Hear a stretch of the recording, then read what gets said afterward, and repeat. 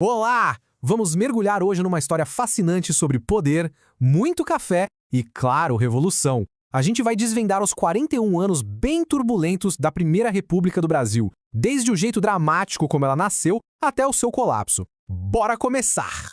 E o ponto de partida é esse aqui, 15 de novembro de 1889.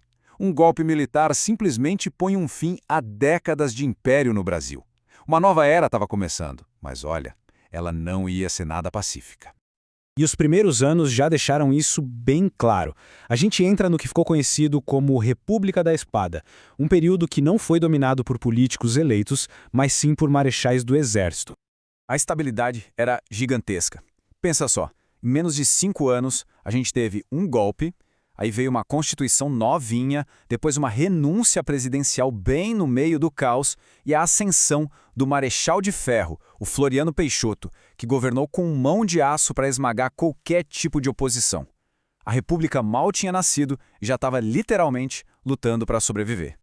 E o que botou fogo nessa crise toda? Bom, foi uma política econômica desastrosa chamada encilhamento. A ideia era tentar industrializar o país bem rápido, sabe? Emitindo dinheiro e crédito sem muito controle. O resultado? Especulação para todo lado, uma inflação que foi para as alturas e um colapso financeiro que quase levou a nova república à ruína antes mesmo dela engatinhar. Com essa fase militar chegando ao fim, o poder muda de mãos. Agora, a gente entra na era da grande máquina oligárquica. Pois é, o poder não estava mais nos quartéis, não. Ele se mudou para as grandes fazendas de café. Uma estrutura política nova, super complexa e bem engenhosa foi criada para manter as elites do campo no controle por muito tempo. E como essa máquina toda funcionava? Era um sistema de 3 níveis perfeitamente conectados. Lá na base, o coronelismo, onde os grandes fazendeiros, os coronéis, controlavam os votos. No nível do meio, a política dos governadores, que era uma troca de favores entre os estados e o presidente. E lá no topo, a famosa política do café com leite, onde São Paulo e Minas Gerais combinavam de revezar a presidência. Era um sistema todo amarrado, feito para garantir que nada mudasse. E a principal engrenagem que fazia tudo isso girar era o tal do voto de cabresto. Como o voto era aberto, não era secreto, os coronéis podiam ver exatamente em quem os seus trabalhadores votavam. Isso garantia a eleição dos seus candidatos, numa mistura de intimidação e troca de favores. Essa era a base que sustentava todo o sistema de controle. Mas claro, essa ordem toda escondia um Brasil que fervia por baixo dos panos. Vamos avançar um pouco para ver a resistência, as revoltas e a renovação cultural que borbulhavam bem debaixo dessa superfície.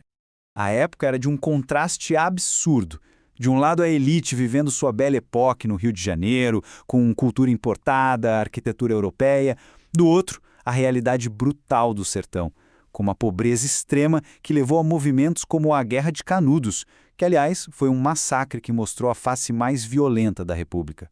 Eram, de fato, 2 Brasis vivendo no mesmo país. E essa insatisfação não ficava só no campo, não. A revolta da vacina no Rio, a revolta da chibata na Marinha, a guerra do contestado no Sul, tudo isso mostra que a paz das oligarquias era o tempo todo desafiada por um povo que se recusava a ficar calado. A exigência dos marinheiros na revolta da chibata, que foi liderada pelo João Cândido, era simples, mas muito poderosa. Acabem com os castigos físicos. Nós somos cidadãos, não escravos. Era uma luta por dignidade que ecoou pelo país inteiro. E no meio dessa agitação social e política toda, uma outra revolução estava acontecendo. Talvez mais silenciosa, mas muito profunda. A Revolução Cultural. Em 1922, a Semana de Arte Moderna em São Paulo simplesmente chocou a sociedade da época. Artistas intelectuais resolveram romper com a tradição europeia para tentar criar uma identidade artística que fosse, sabe, autenticamente brasileira. Era um sinal de que o mundo antigo estava com os dias contados, não só na política, mas na cultura também. A cultura estava mudando, e a política também. As rachaduras na grande estrutura oligárquica começaram a ficar cada vez mais fundas, e a ameaça agora vinha de dentro do próprio sistema. É aí que surge o tenentismo. Basicamente, eram jovens oficiais do exército frustrados com a corrupção e o atraso do país, que começaram a se rebelar. Eles queriam modernização, voto secreto, um governo central forte, e as revoltas armadas que eles fizeram na década de 20 abalaram e muito os alicerces da República. O maior símbolo desse movimento foi, sem dúvida, a Coluna Prestes. Imagina só, por 2 anos, soldados rebeldes marcharam mais de 25 mil quilômetros pelo interior do Brasil. E mesmo que eles não tenham derrubado o governo, eles mostraram a fragilidade do regime para o país inteiro ver. Agora, a gente junta a pressão interna dos tenentes com uma crise externa devastadora. E aí temos a tempestade perfeita. A República Oligárquica estava caminhando para o seu clímax e para o seu fim. A República foi atingida por uma combinação que foi fatal. Primeiro, a crise de 1929, que devastou a economia do mundo todo. Depois, o preço do café, que era a alma da economia brasileira, despencou. E, para completar, o pacto político do café com leite simplesmente se rompeu. Foi o golpe de misericórdia. O ponto de ruptura mesmo foi a eleição de 1930. O presidente da época, o paulista Washington Luiz, quebrou o acordo e indicou outro paulista para ser o sucessor dele.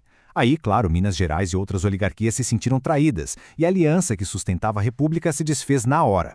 E a partir daí, tudo aconteceu muito rápido. Primeiro, a eleição fraudulenta em março. Depois, o assassinato do candidato a vice da oposição, o João Pessoa, em julho, que serviu de estopim para tudo. Isso levou à explosão da Revolução em outubro, e em 3 de novembro já estava tudo acabado. Getúlio Vargas chegava ao poder. 41 anos. Esse foi o tempo que durou uma era inteira, definida pelo café, pelo poder dos coronéis e por uma estabilidade que, no fundo, era bem frágil e que não conseguiu resistir às pressões do novo século. A Revolução de 1930 venceu. A Primeira República estava morta. O Brasil estava prestes a virar uma página e entrar num capítulo completamente novo da sua história. Pois é, a República Velha tinha ido embora. Mas a pergunta que ficou no ar foi: o que viria para ocupar o seu lugar? A resposta para isso ia definir o Brasil pelas próximas décadas, com a ascensão de uma das figuras mais complexas e importantes da nossa história. Mas isso, claro, já é assunto para outra análise.